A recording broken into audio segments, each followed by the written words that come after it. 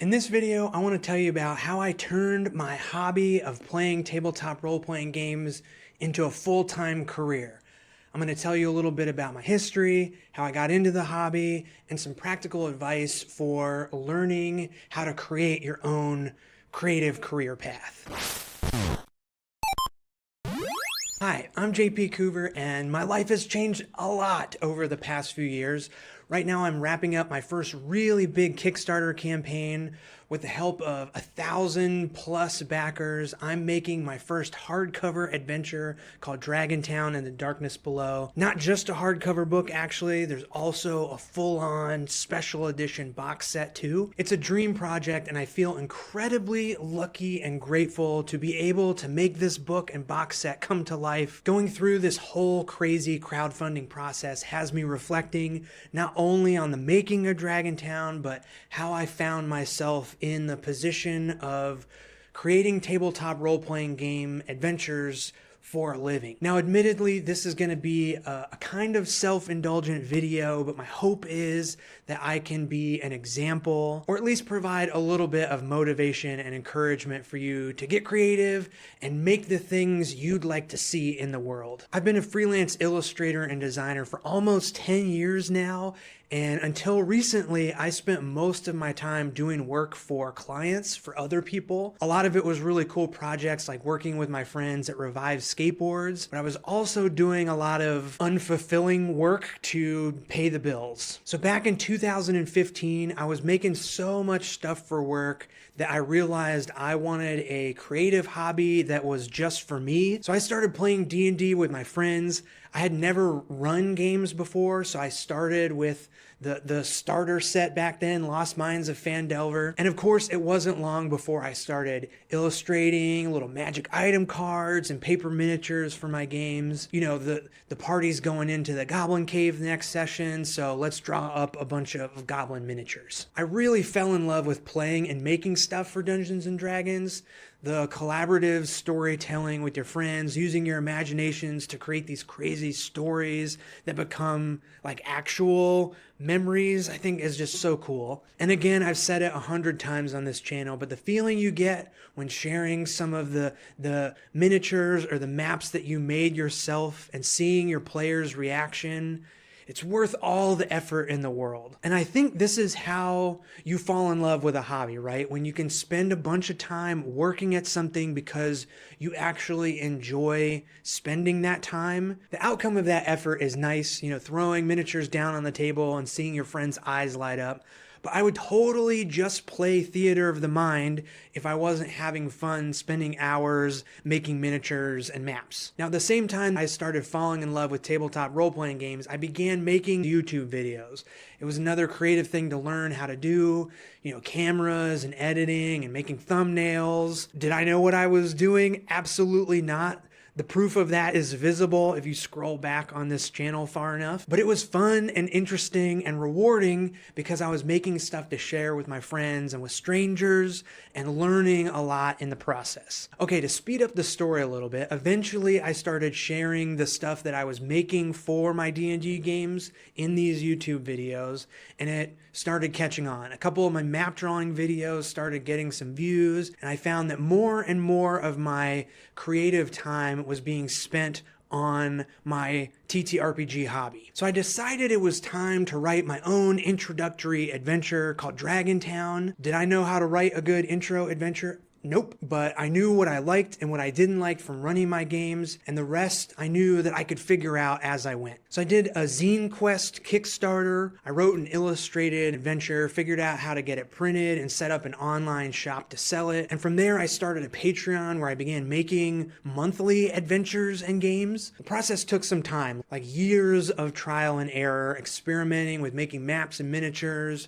writing my own ongoing campaign, figuring out videos and marketing stuff, just trying things out, seeing what sticks. I didn't know how to create a Kickstarter campaign or even how to lay out a zine with typefaces and paragraph styles. I didn't know about the complexity of PDFs or anything about the DMs Guild or Itch. I didn't even know how to write an adventure so that someone else could read it and be able to run it themselves. But I wasn't afraid to learn how to do that stuff. And when I got stuck, I just looked it up, export a PDF for printing, got it, build a Squarespace website, no problem. And when I got really stuck, I asked people for help. One of the big ones, my wife helped me set up ShipStation. So now I have a way of mailing out my zines to patrons every month. I've gotten all kinds of excellent advice to make my writing better.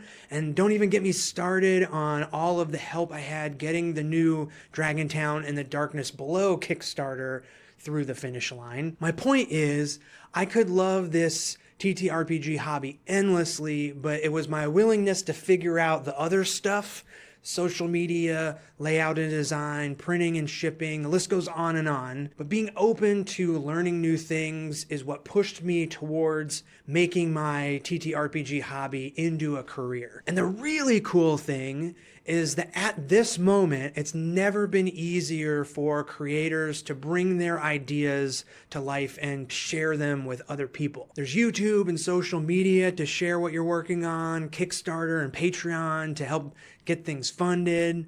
There's Mixam and tons of print-on-demand sites that make it easy to get zines and books printed and made. All these tools and resources make doing this stuff yourself possible, and I think that is so rad. Now, your path will probably be much different than mine, but that's the fun part. Figuring out what works and what doesn't work for you personally is what makes having a creative career really fulfilling. And I'm not saying that you need to or should even make your hobby into a career. If you just want to have fun making paper miniatures or drawing maps or just playing tabletop role-playing games with your friends, that's amazing.